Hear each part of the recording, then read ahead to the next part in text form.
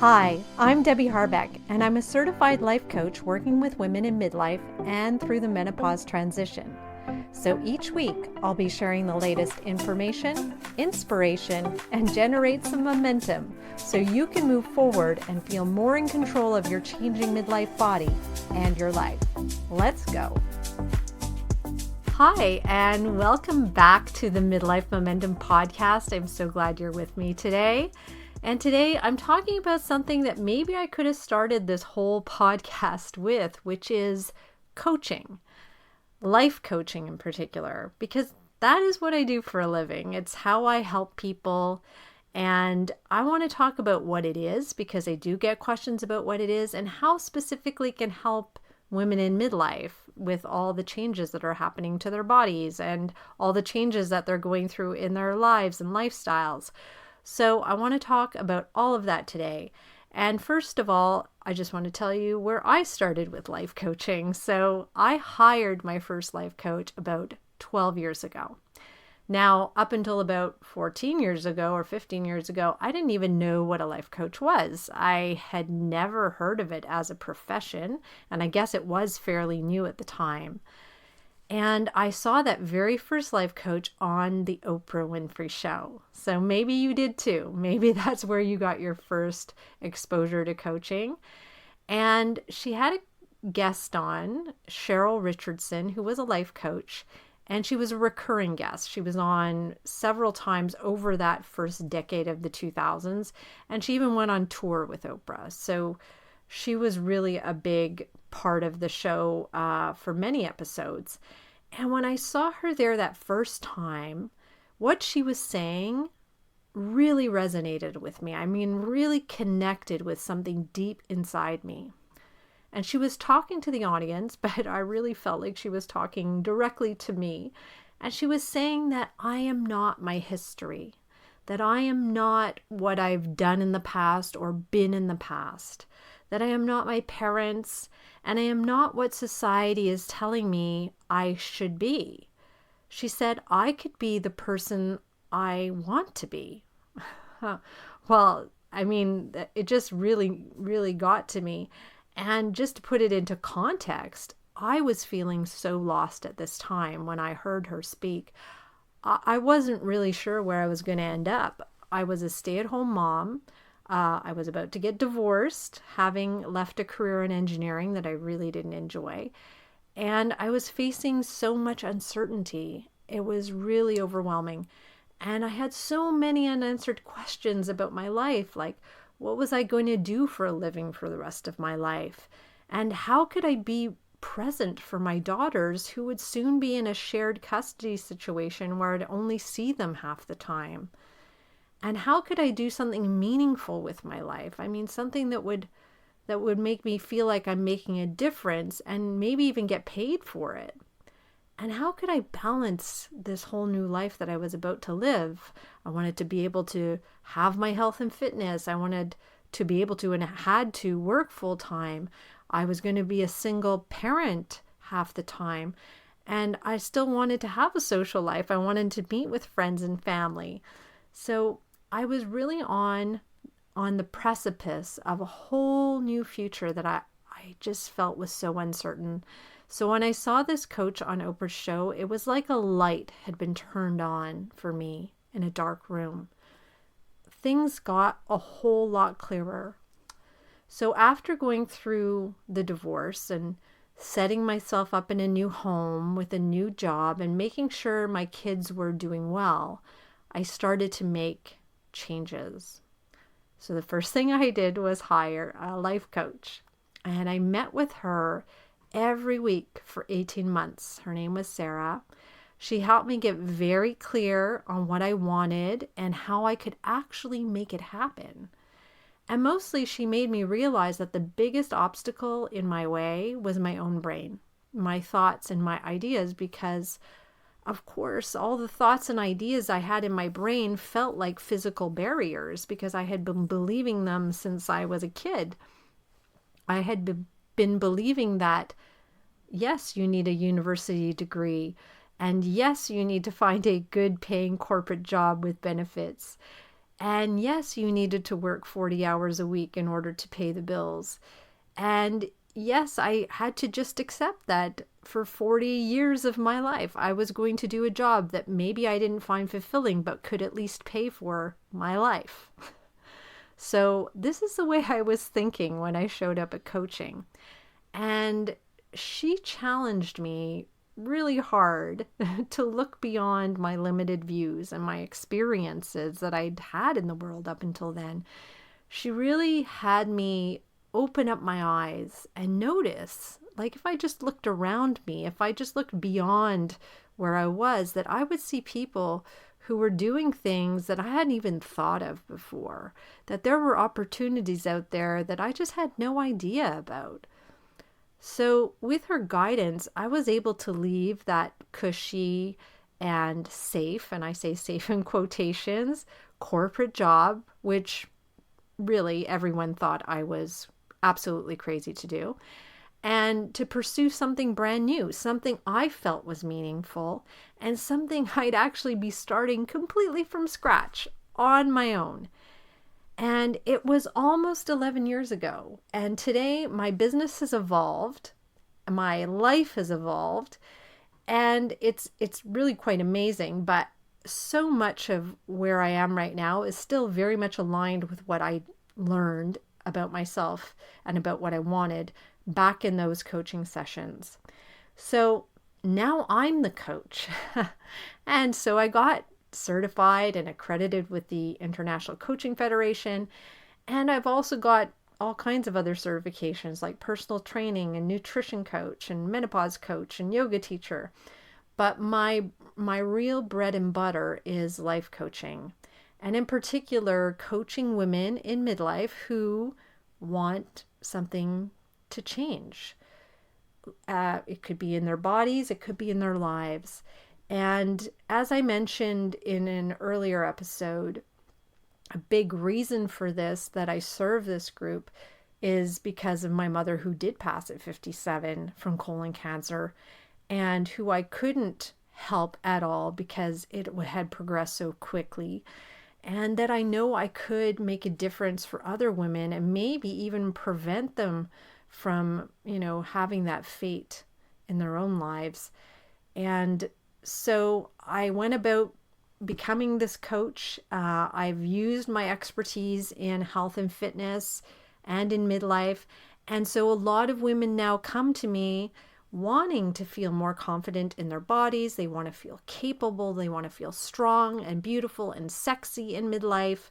And they want a lifestyle, including relationships and work and finances, that actually support this healthier and happier version of themselves. And how it all starts, how this coaching process starts, is just having them get very specific about what they want. So I'm just now going to outline the process I use as a coach, and maybe it can help you, if you apply this process, to explore your own life and the changes you'd like to make. So the very first thing is to know what you want. And most women I meet, they know they want to change, but they're not sure exactly what that change should be or what it will look like. So for example, I hear from many clients and many women who are potential clients that they want to lose weight, but how much weight? And do they want that weight loss to make them feel happier? What is the feeling they want to get from that weight loss? And what do they expect the weight loss will bring to their lives? What will it add to their life? And what will they be able to do once they lose the weight that they're not doing right now? So there's a lot of questions beyond just, I want to lose weight as a goal. And as a coach, I don't take anything at face value. So if my client says to me, I want to lose weight, that's all I want, I will ask them a lot of questions because I want to dig down to the deeper reasons why this is so important to them. Not so that I understand it, but so that they understand it. They understand themselves and their motivation on a much more granular level. And then they can decide, is that really my goal or is it not really my goal? Is weight loss a goal for me? And in a lot of cases, weight loss is not the real goal, believe it or not. The real goal, a lot of the times, is feeling confident enough and strong enough to do the things that matter to them and to feel accomplished in their lives. I also have women coming to me because they just feel blah. They just feel like life is so routine. It's kind of like a midlife crisis. They feel stuck. So they want more, but they're not really sure what more is. So through working with me, we just figure that out. What is it that they do want? And then we get to the next step of the process, which is how do we get there? How do we get to what you want? And so as a coach, coaching is not about telling you what to do. That's not what a coach does. A consultant might do that, but a coach is there to work with you so you can figure out what to do. And even though I have experiences and knowledge that can help you, and I will share them if they're relevant and will help guide you, I'm not going to tell you what to do. I did that as a personal trainer, and it only works so much. It only goes so far. What is much more powerful, and in fact, what's proven to be more successful, is that when the ideas and plans come from the person themselves. So if your brain comes up with the idea, you're much more likely to do it than if somebody else is going to tell you this. You know, I'm sure you've had people in your life who you wish they'd quit smoking, and you'd tell them to quit smoking and they don't do it. But if it came from their own brain, if they thought they wanted to quit smoking, they're much more likely to do it. So it's kind of like that. And so we come up with the steps to getting to where you want to go in all of this. So whatever your goal is, it's coming up with steps that are actually unique to you, because nobody else is like you. Your lifestyle, the way you live, how you've set things up is really, really unique to you. So whatever steps we come up with have to fit within that framework and really have to function in your life. So it's a very personal thing. And once we've set up those next steps, the next thing you're going to hit are obstacles. And this is for sure. You are always going to encounter obstacles when you're setting up these new steps in your life, these new things that you plan for yourself. Because no matter what, if you are trying something new that aren't part of your current routine, it's inevitable that you will run into obstacles. And obstacles are necessary because they actually make you stronger. They make you think beyond them. They make you, do things you wouldn't normally do. You have to actually use them to strengthen yourself. And some of the obstacles, some of the common ones that usually come up are, I don't have enough time, or I don't have the support of a spouse or a person in my life that cares about me, or I get injured or sick. That is a big obstacle that shows up. Or probably the biggest one is I just don't feel motivated. I don't feel like it, right? That's just a big fat obstacle that just shows up for so many of us. So in our coaching sessions, we go through these obstacles. We learn, how do we get around this? How do we get under it? How can we go over it? What are the different ways we can maneuver ourselves so that this obstacle is no longer an obstacle? We've got a way around it. And it's just an amazing process. And it's just a learning as well that obstacles have to be part of this process. They're 100% expected. And it's just like with anything that you're going to learn, it's going to take time. You are going to encounter resistance and problems that show up in your way, just like as if you're trying to read for the first time. If you remember that, or if you have children that have been through it, you know that you don't go just from not reading to being able to read. You have to go through steps and iterations and screw-ups and mistakes and all of those things in order to be able to be a reader. So it's the same thing here. And in this case, it's not going to be about reading. It's going to be, maybe you're going to, on your way here, you're going to encounter an obstacle and you're going to miss a workout, or you're going to encounter an emotional obstacle and you're going to eat a midnight snack that you really didn't want to do, or you're going to go to bed too late. all of these things are going to happen, and it's learning just to be okay with them. They are obstacles. You are not perfect. You are going to screw up and you'll just get stronger because of it. So such an important learning, and probably the biggest learning in the process of coaching. And then once you can get through those obstacles, something amazing is going to happen.